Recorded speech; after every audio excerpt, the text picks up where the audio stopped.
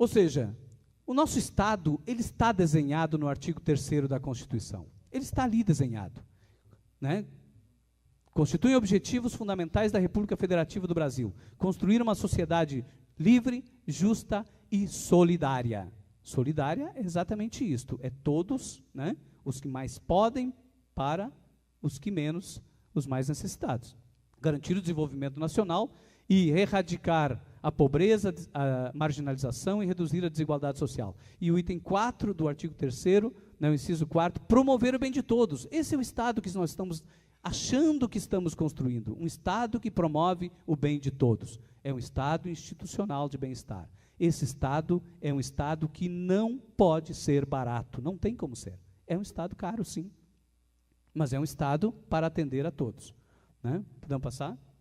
5 minutos, tá. Podemos passar, por favor? Passa. Eu vou pular esses aqui, porque isso aqui só para ter uma ideia. Claro, se de um lado o sistema fiscal o sistema tributário é absolutamente necessário, de outro lado, volta uma, por favor.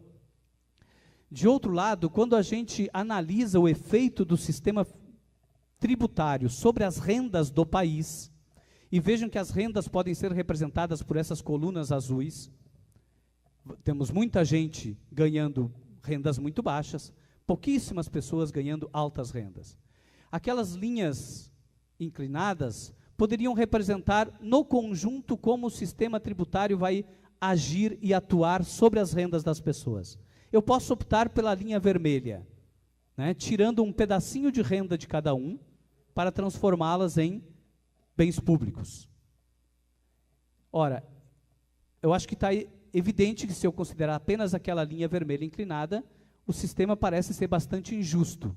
Né? Eu estou tirando mais da metade de renda dos que ganham menos e um pequeno percentual de renda dos que ganham muito. Um sistema chamado regressivo.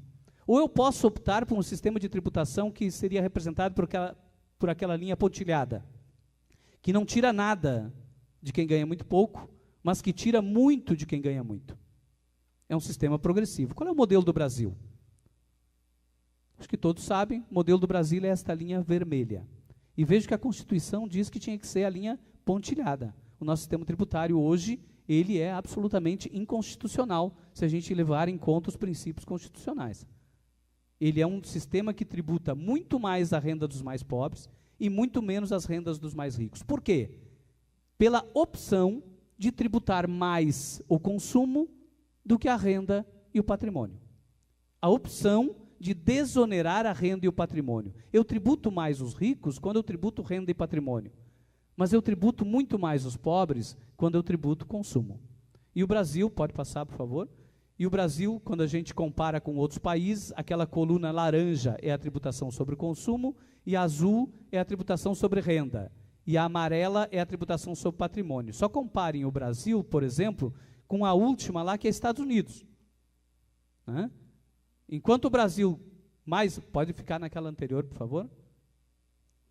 Volta uma. É isso. Enquanto no Brasil, mais de 50% já, nesta época era 48%, mais de 50% de toda a arrecadação vinha do consumo, nos Estados Unidos era 16%.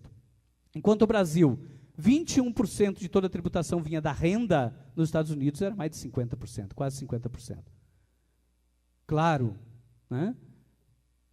Muito mais barato comprar nos Estados Unidos, mas é muito mais barato ter renda no Brasil.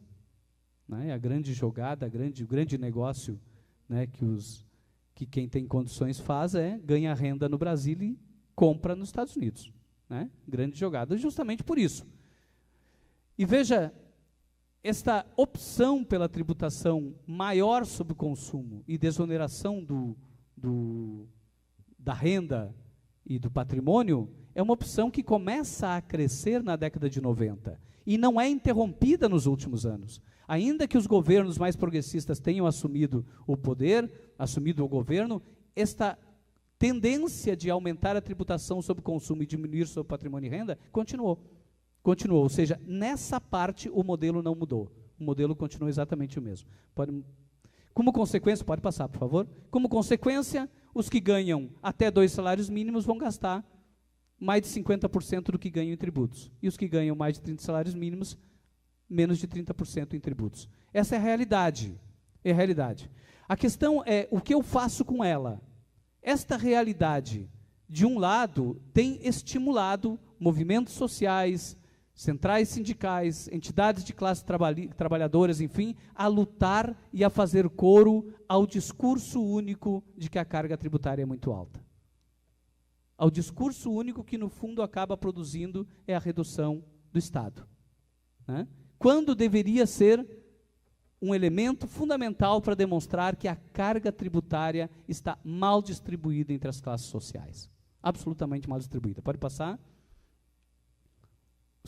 A injustiça fiscal que nós vivemos hoje, ela parte basicamente de um sistema tributário regressivo, predominância de tributos sobre consumo, baixíssima progressividade nos tributos diretos, tratamento não isonômico entre as rendas. Eu vou pegar só este ponto como um elemento para mostrar, como exemplo, né, a opção que o Brasil fez na década de 90 de tributar ou de desonerar rendas do capital. Pode passar, por favor? Ou seja, os mecanismos que levam a isso, né, basicamente, podemos elencar, né, 3 deles. Um é a apropriação privada da política, ou seja, a política não atende mais, né, não representa a sociedade, mas ela tem representado predominantemente o financiador, a estrutura administrativa e jurídica que potencializa privilégios e a globalização econômica com seus mecanismos que, de alguma forma, mitiga a soberania dos Estados.